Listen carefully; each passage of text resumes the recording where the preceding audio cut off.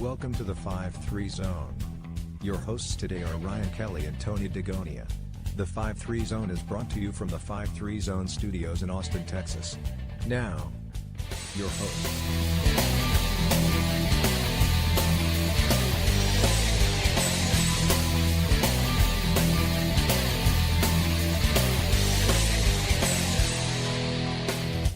Welcome to the 5-3 Zone podcast. This is Tony DeGonia. And Ryan Kelly. And today we are going to talk about some really crazy stuff out there that's going on, especially around FaceTime with Apple, and some other crazy things are going on with Google and the way that they track you.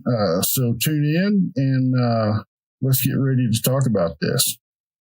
So Ryan, you were looking through some articles this week and you found FaceTime. Yeah, FaceTime bug. Tell me a little bit about that, because I haven't had a chance to read up on it a whole lot. I've heard about it through the grapevine, but it's crazy. I'm going to preface that particular point in our conversation with I'm a total Apple fanboy. I have an iPad Pro sitting here in front of me, a new generation. I have an iPhone X in my pocket, or iPhone 10 in my pocket. You know, I've got Macs at the house. So this one hits home for me, and it's not that I want to bash on Apple. It's actually just the opposite. It's a systemic problem, I think, across major companies. But the one I picked up on yesterday was Apple's FaceTime bug that ultimately gives callers the ability to listen to their recipients without the recipient actually answering the FaceTime call, right? So you call your mom, and without your mom actually hitting talk on her phone or her iPad or her Mac, you can hear her conversation. That might be kind of fun in some cases, but I'm pretty sure it's not legal. And it's funny because for so many years, Apple was pretty much untouchable when it came to vulnerabilities and hacks and things like that. But I don't think this is an actual device issue. What do you think? Nope. Apple reacted really quick after it went viral, that is, and shut down the server.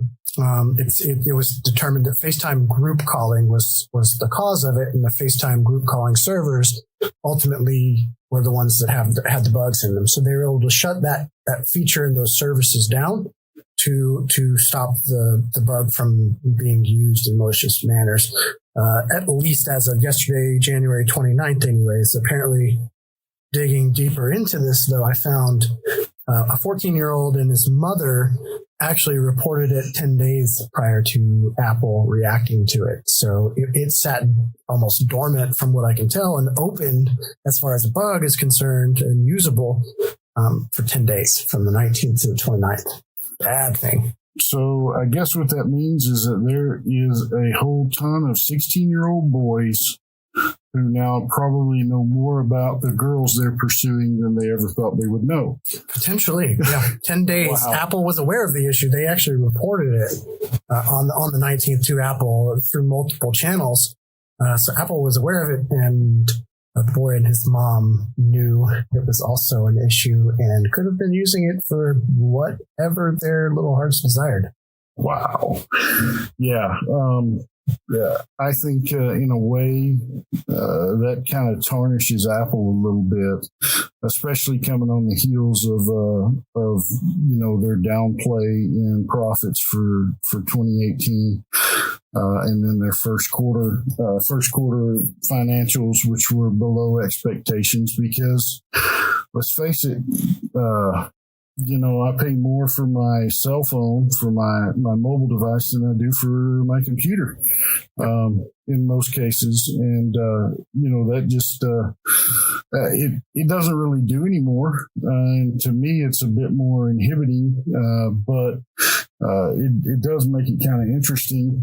But, kids today, and we say kids today, I mean, it's probably anybody 25 or younger, I would include in that. Of course, I'm an old fart, so kids is a mindset. That's sure, young at heart. Yeah, well, I'm young at heart. I still feel like I'm 41. But I just don't. Do we classify this as a hack, or is it like an update that went awry? Or this is an update that went awry. It's a bug. It wasn't even a hack. They just happened to find it. So you don't think initially this was kind of invoked in a malicious format? It was just something that got messed up in their servers and allowed this to happen. Kind of like Facebook here a while back. They had a hack that really wasn't a hack until somebody figured out how to use it. But you could go to Facebook and you could use their view as feature, and you could view the world as the person you were viewing as. But you could also get a copy of their token for their login credentials, and if you captured that token, then you could re-authenticate with that token and basically become that person or log in under that person's account and get full access. I remember that. So you think I think that was not necessarily a malicious thing either. I think it was just a case of some less than desirable coding in the back end. Yeah.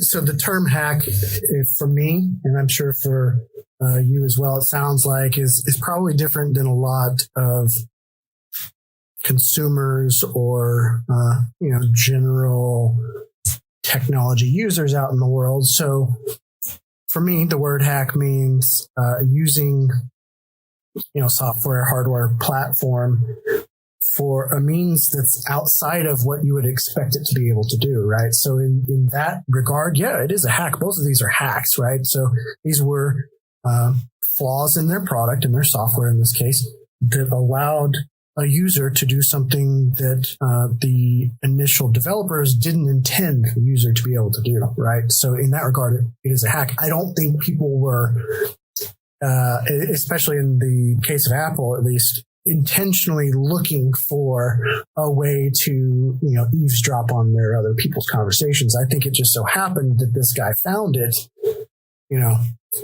by luck, ultimately. So it's a hack, but I don't think he was hacking away at it looking for it, So I pretty well classify a hack as figuring out a way to make whatever the subject of your attention is do something that it didn't intend to do. Yeah. Basically being very resourceful. I would probably classify this as a vulnerability then. Yeah. So that makes a lot of sense to be a vulnerability, because vulnerability is something that the creator didn't. It's basically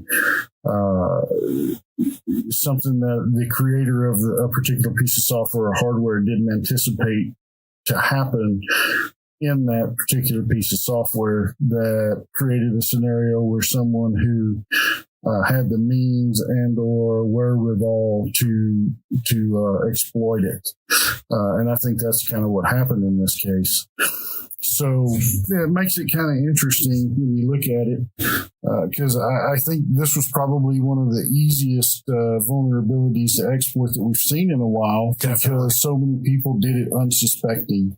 In this day and age, a lot of these major companies are so security conscious that you've really got to kind of go after something in order to exploit it. You got to have an idea that the exploit's there and then actually make an effort to do it.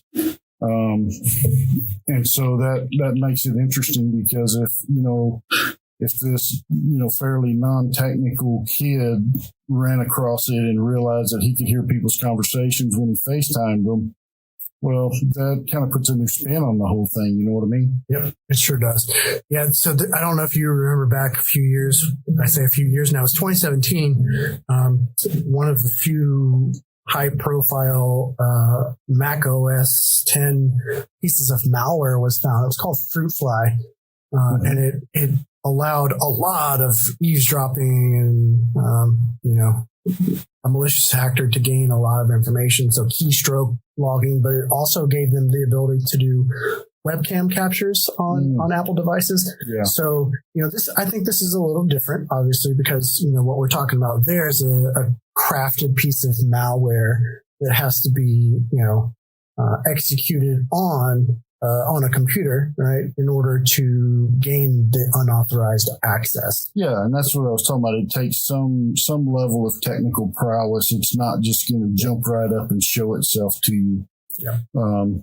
So that's kind of the big deal there is I really think this was kind of an honest mistake by Apple, and then they were fairly quick to turn around and report it. Of course, you said, the kid and his mother, who's an attorney, right? Yep.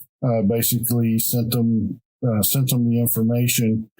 And it was a few days after that they actually came out and talked about it. But, honestly, it seems like maybe they were trying to cover something up because it took how many days? 10 days. 10 yeah. days. Okay. Yeah. So his mom, she sent a video of the hack to Apple the next day, which would have been January 20th. She warned the company, hey, this is a major security flaw. This is exposing millions of iPhone users to eavesdropping. She didn't hear back. She continued. She exhausted every other avenue she could. She emailed and faxed Apple's security team. She posted on Twitter and Facebook. And still, that was the 20th. She did all of that. And still, it took until the 29th to actually have it become a publicly known issue. So, yeah, but I mean, if you think about it, right, that's 10 days. It's really not that long in the big scheme of things. I mean, if you take a look at the average security team or even just the average technical support team, when you send them something that they weren't aware of, that is just so far outside the parameters of maybe a normal trouble request or services request, I mean, they've got to research it. They've got to try and recreate it so that they know exactly what's going on, so they know how it works. And then they'll address it. So it probably took them a couple of days to get the information from her. Then it took a couple of days to actually start to research it and make sure that, it wasn't just somebody sending them some crap on an email, which happens a lot. And then, obviously legal and marketing and all those people are going to sit down and figure out how to spin it and how to protect the corporate interest. Yep. And then you're 10 days in, right? So I think, the mom and her son may have actually caught this almost like a 0-day type deal. No doubt. It was on the very, very front end.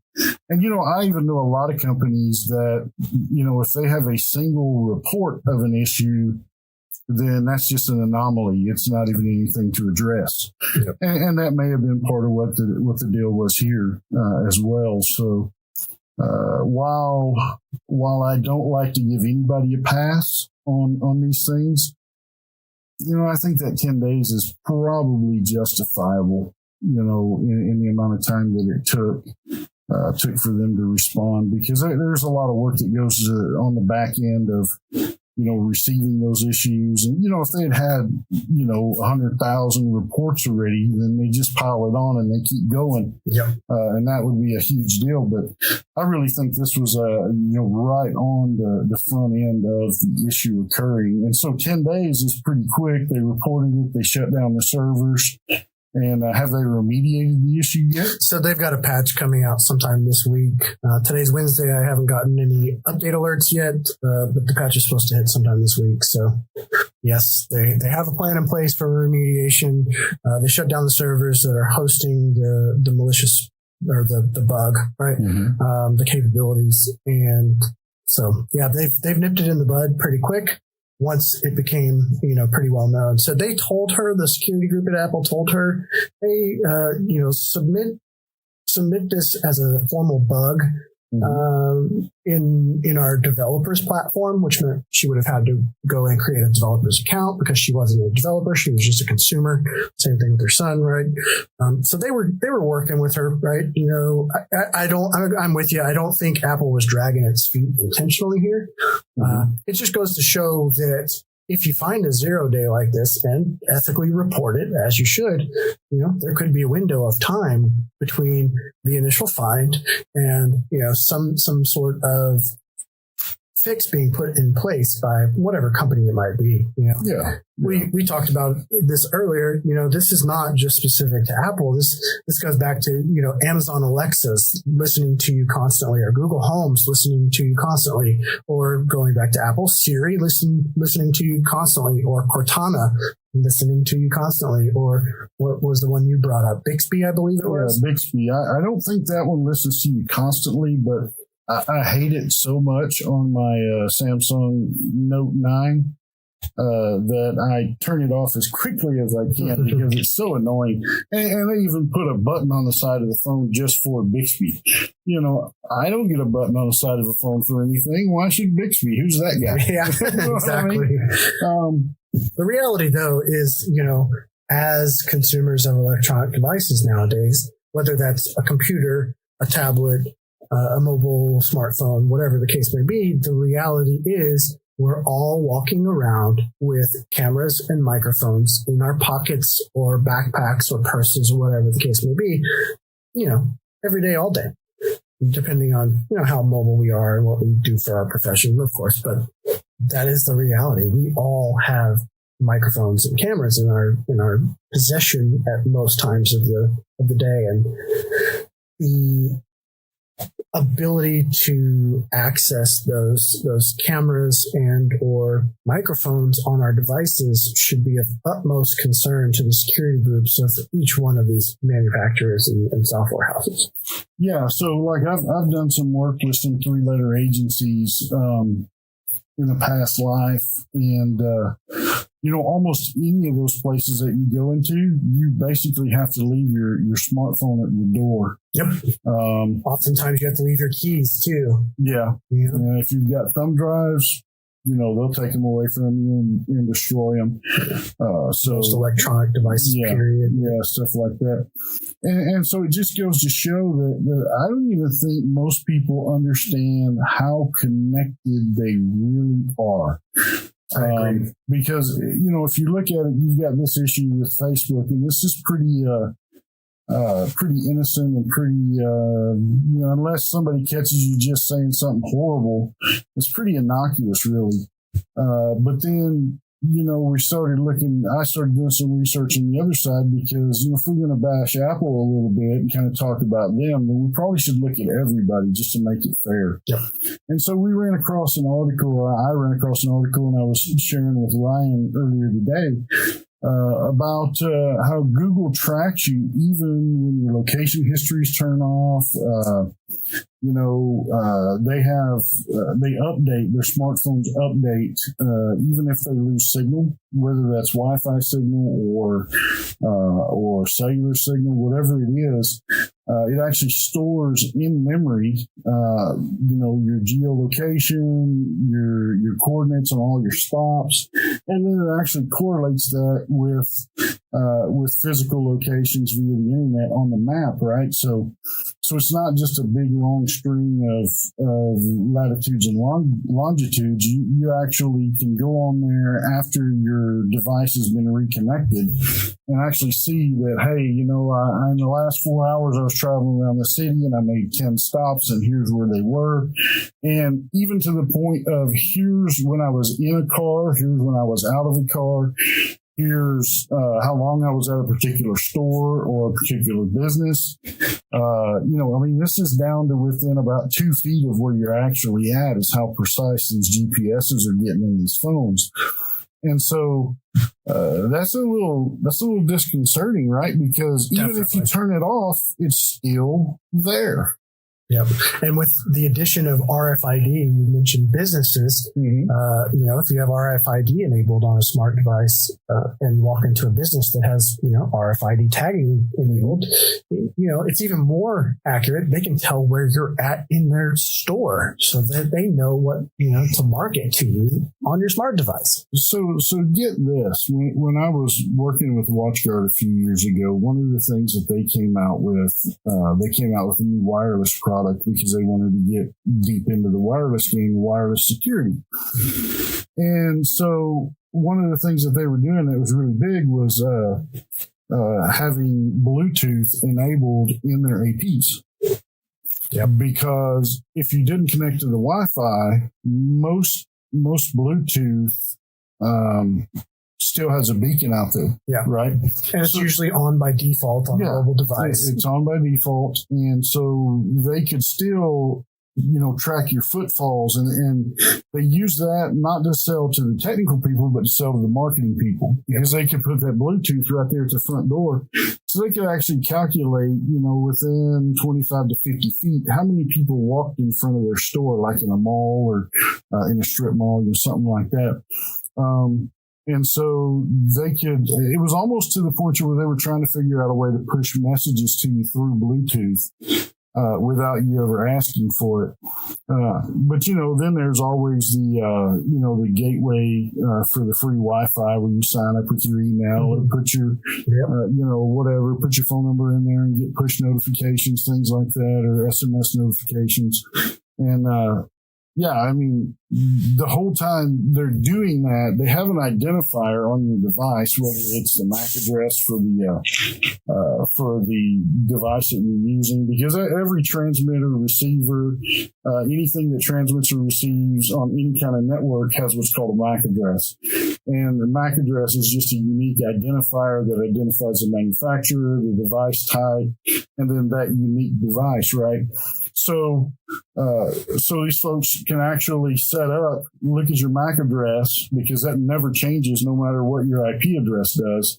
And so they can actually start creating a file on you, if you will.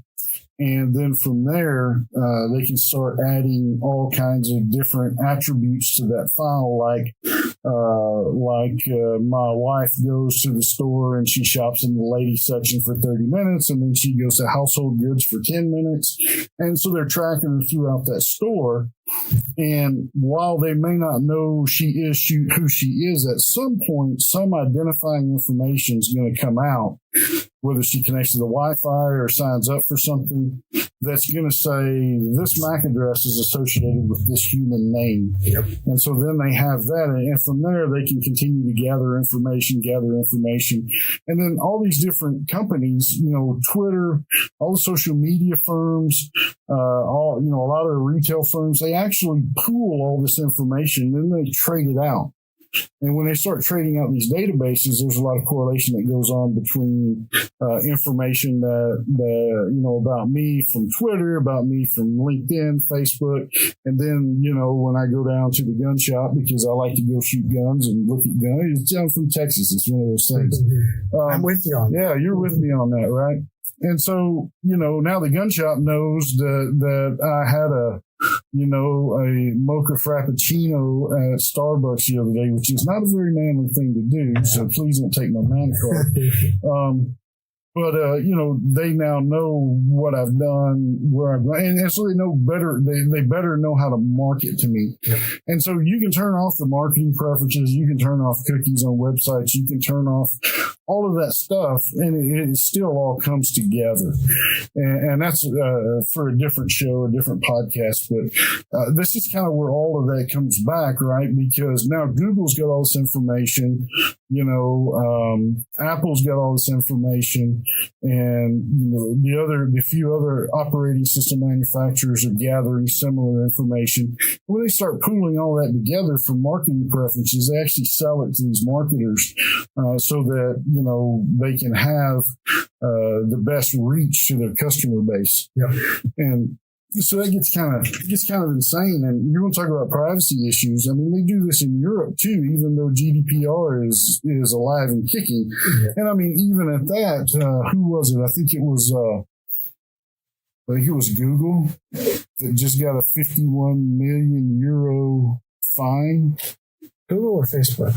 I'm not sure. Might have been Facebook. I'm not sure. But they just handed down. They probably both got them. Yeah, the GDPR Council just handed down their largest fine ever. No, it was Google, because that was one of the articles I was reading. That Google just got a 51 million euro fine. Now that's more than $1 per, because euros $1, I think, to every $1.20 of U.S. dollars. And so because of the lack of privacy, it wasn't just a lack of privacy, it was a lack of disclosure. Yeah. And I think that's a big thing that we're talking about, with Facebook, or I'm sorry, with Apple.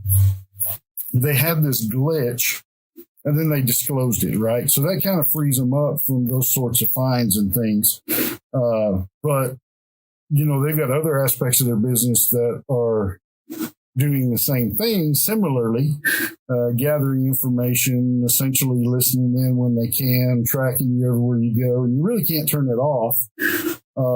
And so that's a privacy issue. This turns into kind of a privacy conversation. Exactly. And so we have to be careful. And, it is a security violation, but I don't think that the actual security of it is the big thing. I think, we're almost getting to those Minority Report days. Yep. Privacy is a security concern. Yeah, it really is, where you walk into a store and they scan your eyes and go, "Oh, Mr. Kelly, how are you today? Yep. Can we interest you in?" And it's like, man, I just don't know if I'm cool with that. It's a good thing I live way out in the country. Well, just because you live way out in the country doesn't mean you don't drive through a million, CCTV cameras. I don't have to. Every single day, or get on a train or a bus or a plane or whatever the case it is where you're being monitored, Yeah, I'll just work from home. That's okay. Yeah. We'll be good to go. It'll be hard to do these podcasts. No, it's actually not that hard. I can show you how later. But so sound off, folks. Tell us what you think about this. Leave us some comments in the comment section. Smash the like button, subscribe on YouTube or wherever you find this podcast at. And just kind of, let us know what you're thinking, because this is one of those topics that really we take a lot of this stuff for granted, right? We look at the convenience of the mobile devices that we carry, the tablets and the smartphones and all of that. We think, man, this is really cool. And so we're not trying to be naysayers or conspiracy theorists or anything like that, because I don't think Ryan or I either one are major conspiracy theorists. I kind of let sleeping dogs lie, because I could go down that path. Yeah, definitely. The what ifs are out there, right? But it's a what if. It's a what if. It's a what if. Who's really going to know the answer to that question? Well, they'll release the real information in 100 years, and it's no longer an issue, and we'll both probably be dead by then. Yep. And the redacted documents will be unredacted. Yeah, when I turn 75, I'm turning off everything. Probably my pacemaker too, if I have one there. It's like I'm done at that point. Not to go dark on you guys, but let's face it. If you can't get up and do your thing, then what's the sense? Yeah. Anyway, I got a little dark for myself on that one. So, you got anything else today? No, I am curious about what the audience thinks about this topic. Where's privacy on your list of concerns? Rate it 1 through 10. If you want to put a number on it, is it a 10? Is it the highest concern? Is it the biggest issue facing technology companies today, or technology consumerism today? Is it a 5? Is it a 1? Do you have kids? That's a big. You and I both have kids. I don't know about you. Part of my purpose behind what I do this job for is so that I can try and protect my kids' future too. It's not just about me. I'm not just thinking about, like you said, the next 75 years, 30, 40, 50 years, whatever the case may be. I'm thinking about 75 years for my kids, Yeah, all right. Double that. My kids may live that long, if I don't kill them all off first, that's, so where do you rate it? Where do you rate privacy in your scale of 1 to 10 on things that you're really concerned with? Well, the potential impact is a 10. My honest and open, how am I reacting to it at a personal level? I would say it's about a 7. I'm well above average in that I take more precautions from privacy and for security in general. But like most people, I definitely could improve more. You know, Oh, sure. I definitely could improve more. Again, you know, I'm carrying around an iPad Pro, an iPhone 10, a MacBook Pro, and that's just what I carry around in my backpack on a daily basis. So what you're saying is you're ridiculously connected. Ridiculously connected, you know, multiple devices at the house, Internet of Things style stuff. You know, yeah, I'm ridiculously connected. So is my family, and it's a concern. But at the same time, it's like, you know, anything security. If you want to completely solve the security problem, turn everything off and walk away. Yeah. But then you're turning everything off and walking away. Yeah, right. So the technology goes away completely. You've right? lost your connectivity. You're out there on an island, and I remember back before we had all this technology, and that was a lot of fun. But in this day and age, like it's funny because my son right now, his cell phone doesn't work, and I'm not really going to talk about why, but it is a bonehead thing on his part. So anytime he goes anywhere, like he'll go up to get gas in the car, right? 3 miles from the house up in East Texas, he'll borrow his mom's cell phone. Son, why do you need a cell phone? Well, I need a cell phone, Dad, in case I get a flat tire or I do this. Get a flat tire and it's a mile and a half. Just freaking walk back home if you need to. Figure it out. Stand there. I mean, because somebody's going to drive by that knows you. It's a small town, 3,500 people. Everybody knows way more about everybody else than you could ever possibly want to know. Yep. So he'll go out, you know, and so I'll call.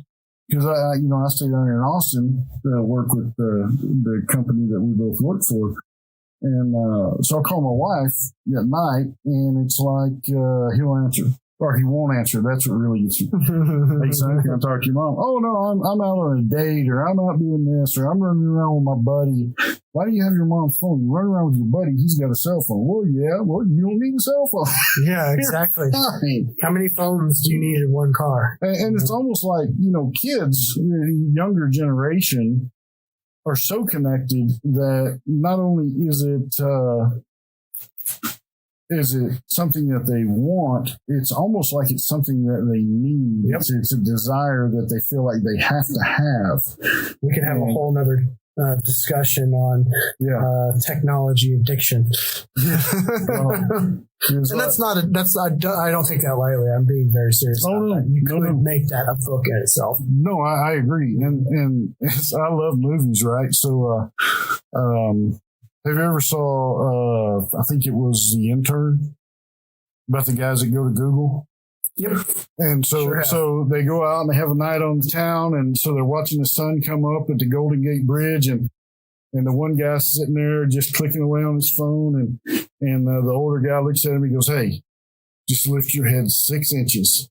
And so I try to convey that to my kids. If you'll stop with that phone for just a second, lift your head 6 inches, you'll see things that you'll never experience on the internet. You know, adjust your focus from 6 inches in front of your nose to 600 feet that way. Yeah. You know? And take in everything in the view. And it's amazing. But, you know, at some point they'll figure that out. Anyway, we're not going to get off in a big, long diatribe about our kids and all of that stuff, even though we already have. So let us know what you think. That's the gist here, right? Is we're curious to know what everybody else. Yeah, let us know what you think. Don't forget to subscribe, because your subscription helps us to keep this thing going. And, you know, if you want to challenge us on anything, feel free. If you agree with us, let us know. You know, whatever your heart's desire. And so we thank you for joining us. And I guess we'll sign off. So This is Tony. This is Ryan. Thanks for joining us. And y'all have a great day. Hundreds of thousands of veterans have taken off their uniforms and put them away, carefully packed and safely stowed. But for some veterans, the uniform isn't so easily removed. The emotions experienced while serving continue to weigh on them. Life after service is different. Many veterans find transitioning difficult, and daily life is no longer as enjoyable as it once was. Some feel overwhelmed and lost. But that uncertainty doesn't take away from their strength and courage, nor does it take away from the sense of duty veterans carry with them. The transition from service is different for everyone. If you are a veteran going through a difficult time, or know one who is, the power of one person, one connection, one act of compassion can make a difference. For free 24/7 confidential support, call the Veterans Crisis Line at 1-800-273-8255 and press 1, or visit veteranscrisisline.net. This concludes the show today. We are glad you joined us. You can find the show on iTunes, Google Play, Spotify, LinkedIn, Twitter, Facebook, and of course, on the Cyber Simplified website at www.cybersimplified.com. Thanks for joining us, and we look forward to seeing you soon.